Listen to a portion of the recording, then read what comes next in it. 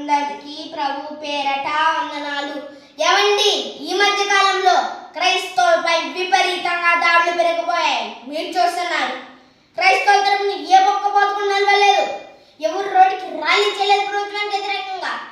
మేము మీకే అన్యాయం చేస్తాం, మా దేవుడు మేము చెప్పుకుంటున్నాం, మా దేవుడి గురించి మేము ప్రకటించుకున్నాం, నీకు బదండి, నీకు నచ్చి తెలుసుకోలేదని మానేసాయి. అంతకు మించి వాక్యం ప్రశ్న పట్టుకుని కొడతారా అని చెప్పి ఆంధ్రప్రదేశ్లో ఎంతమంది బతుకులేరు. రాష్ట్రం మంది ప్రచారం చేసేవాళ్ళు, స్టేజ్ మీద డాన్సులు వేసేవాళ్ళు, ఎంత రాజకీయ పలుకు కట్టిన వాళ్ళు ఎంతమంది బతుకులేరు. ఎవ్వరు పట్టించుకోలేదండి. ఎవ్వరు నిలబడలే క్రైస్తవ ధర్మ. ఎవ్వరు పట్టించుకున్న పాపాన పోలేదు. మిటికి పెట్టుకున్నాము, నాకు డబ్బులు ఇచ్చామని ఎప్పటికెళ్ళి అంతవరకే. క్రైస్తవుల తరపున ప్రభుత్వాన్ని ఎదిరించి నిలవన ఒకే ఒక్క మంది కాదండి, జైశాలి పీడిస్తుంటారు కాదు. ఈరోజు నా రెండు రాష్ట్రాలు, అటు ఆంధ్రప్రదేశ్ ఇటు తెలంగాణ, రెండు రాష్ట్ర ప్రజలు ఉద్దేశించి మరియు భారతదేశంలోని ప్రజలు ఉద్దేశించి, క్రైస్తవులను ఉద్దేశించి ఆయన మాట్లాడిన మాట, ఇక మీద క్రైస్తవం మీద ఈగ వాలితే పీడి సుందరం మీద కత్తి పడినట్టు తీసుకుంటాను. క్రైస్తవం మీద ఈగ వాలితే ఏ బతుకుడైనా అన్నాడండి, ఏ బతుకుడైనా మరొక మాట అనండి, భారతదేశంలో ఎవరైనా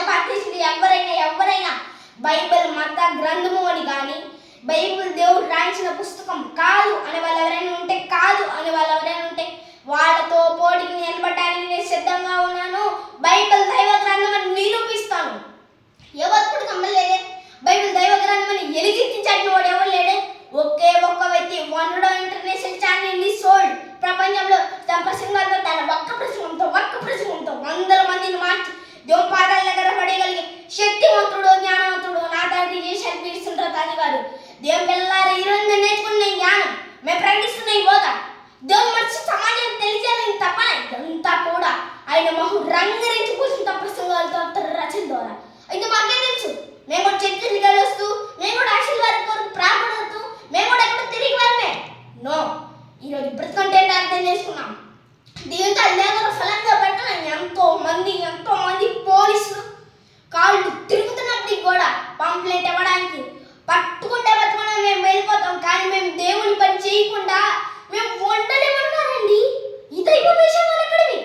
మా ఆత్మీయ తండ్రి మాకు నేర్పించిన మహాజ్ఞానం, బ్రతుకు దేవుని కొరకు, బ్రతుకు ప్రాణం పెట్టు, నీ దేవుని కొరకు అవసరమైతే, కానీ ఎదుటి వారి ప్రాణం మాత్రం తీయొద్దు, ఎవరిని బాధ పెట్టకు, ఉన్న నిజాన్ని వాస్తవాన్ని ఉన్నది సమాజాన్ని నేర్పించు, భయపడాల్సిన అవసరం లేదు, దేవుడు మాతో ఉంటాడని వాళ్ళు ధైర్యం నింపి తన ప్రసంగాల ద్వారా మా అందరినీ ఉద్దేశపరిచి ఏకైక వ్యక్తి జైశాలి పీడిస్తున్నారు.